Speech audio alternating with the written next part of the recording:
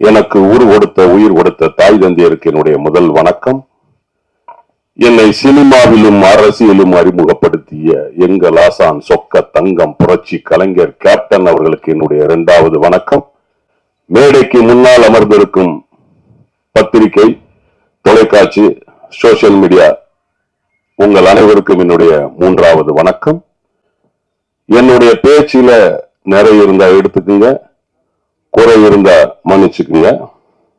உண்மையிலே தமிழ்ல ஒரு உன்னதமான ஒரு சொல் அப்படின்னு கேட்டீங்கன்னா அது அப்பா தான்.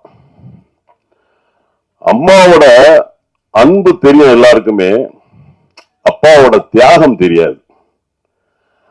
அம்மாவோட கண்ணீர் எல்லாருக்குமே தெரியும், அப்பாவோட வேர்வை யாருக்குமே தெரியாது. அம்மா கொடுக்கிற முத்தம் எல்லாருக்குமே தெரியும், ஆனா அப்பாவோட கஷ்டம் துயரம் தெரியாது. ஒரே ஒரு சின்ன உதாரணம், என்ன மைக்க கொடுத்தீங்கன்னா நல்லா மணிக்கணக்கில் பேசுவேன். ஒரு சின்ன உதாரணம் மட்டும் சொல்லி, நிறைய பேர்லாம் இருக்கிறாங்க. ஒரு சின்ன உதாரணம் மட்டும் நான் சொல்லிக்கிறேன். அப்பா அப்படிங்கிறது எவ்வளவு ஒரு பெரிய வேல்யூபிளான ஒரு இது அப்படிங்கிறது. அலெக்சாண்டர் உங்களுக்கே தெரியும், மிகப்பெரிய ஒரு போர் வீரர். பாரசீக மன்னனை எதிர்த்து போய் போர் செய்யும் போது அவருக்கு ஜுரம் வந்துருது, காய்ச்சல் வந்துருது.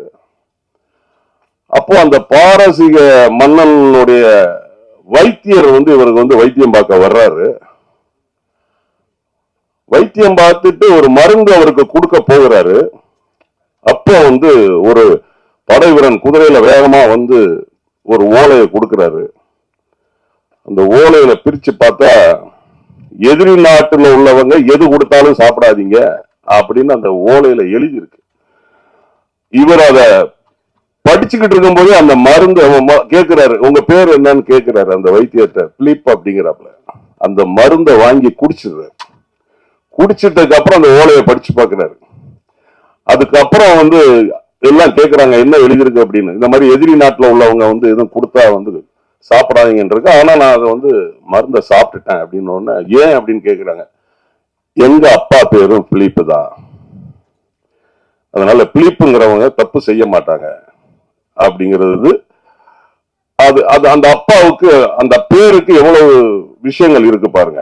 அதனாலதான் என்ன, எங்க ஊர்ல ஒரு உண்மை சம்பவம் நடந்தது. இதை மட்டும் நான் பேசி முடிச்சுக்கிறேன். திருநெல்வேலி எனக்கு நேட்டிவ்.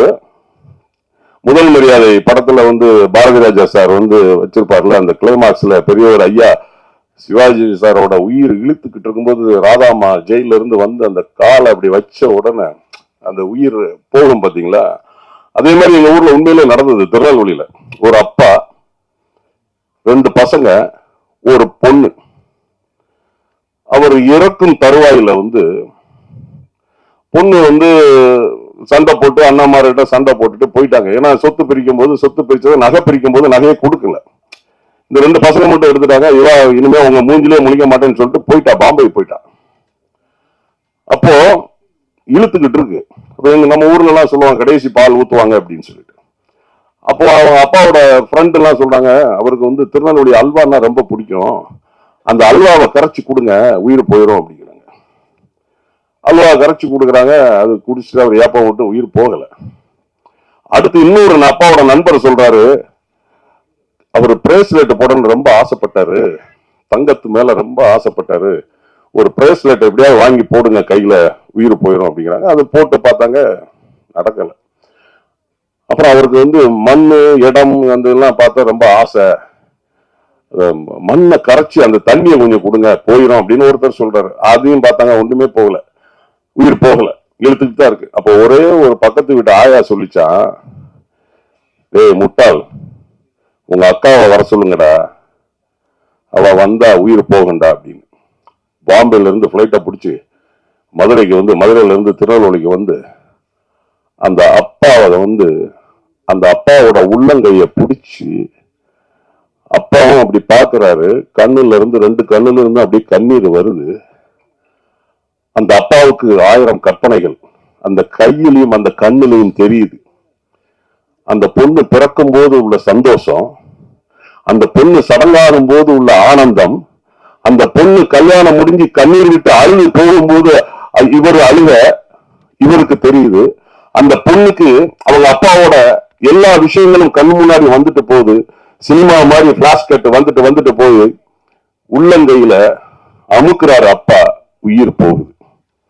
அந்த உள்ளங்கையில அவ்வளவு 1000 விஷயங்கள் இருக்கு. அதான் அப்பா, தட் இஸ் அப்பா. இந்த லக்ஷனாவுக்கு அப்படி ஒரு அப்பா கிடைச்சிருக்கிறாரு ரிஷி. தான் வராத சினிமாவில், தான் சாதிக்க முடியாத சினிமாவை தன் பொண்ணு சாதிக்கணும்னு நினைக்கிறாங்க. மிகப்பெரிய விஷயம். ஏன்னா நம்ம எல்லாம் சினிமாவில் இருக்கிறதுக்கு பெரிய கொடுமை. நம்ம முதல்ல சொல்லியிருக்கணும், சிவனுடைய பார்வை இல்லைன்னா நம்ம எல்லாம் அரிதாரம் பூசிருக்க முடியாது. நம்ம எல்லாம் சிவனோட பிள்ளைகள். மேக்கப் போடுற ஒவ்வொருத்தருமே சிவனோட பிள்ளைகள். கடைக்கன் பார்வை இல்லைன்னா நம்ம எல்லாம் மேக்கப் போட முடியாது, அரிதாரம் பூச முடியாது. ஒரு எஸ்பியோ, ஒரு கலெக்டரோ, ஒரு ஹையர் ஆபீசரோ ரோட்ல போனா தெரியாது. சினிமா நடிகர்கள் நம்ம ரோட்ல போனா தெரியும். அது நமக்கு பெரிய ஒரு கொடுப்பினை அந்த சினிமா நமக்கு கொடுத்திருக்கு. இந்த ஆல்பத்துக்கு இசையமைத்த நம்மளுடைய நண்பர் சந்தோஷ் சாய் அவர்களுக்கும், அப்புறம் ரெஜி கணேஷ் ஒளிப்பதிவு அருமையா பண்ணிருக்கிறாங்க அவர்களுக்கும், பாடிய சூப்பர் சிங்கர் பிரியங்கா அவர்களுக்கும், இயக்கிய திரு ரிஷி அவர்களுக்கும், முக்கியமாக இந்த பாடலில் நடித்த லக்ஷனா ரிஷி அவர்களுக்கும் என்னுடைய வாழ்த்துக்கள். என்னுடைய பேச்சுல நிறைய இருந்தா எடுத்துக்கங்க, குறை இருந்தா மன்னிச்சுக்குங்க. நன்றி, வணக்கம். ஒன்னே ஒண்ணு மட்டும் நான் சொல்லி முடிச்சுக்கிறேன். எங்க ஐயா பேரரசு சார் எல்லாமே கரெக்டா சொல்லுவாரு, செய்வாரு. எங்க தலைவருக்காக ஒரு பாட்டு எழுதினாரு. வந்துட்டாரு வாத்தியாரு வந்துட்டாரு, பட்டாபிஷேகம் நாளைக்கு உனக்கு இருக்குன்னு எழுதியிருந்தாரு. ஆனா அது நடக்கல. ஒரு வருத்தம். நன்றி, வாய்ப்புக்கு நன்றி. பேச்சுல நிறைய இருந்தா எடுத்துக்கங்க, குறை இருந்தா மன்னிச்சுக்கங்க. வணக்கம்.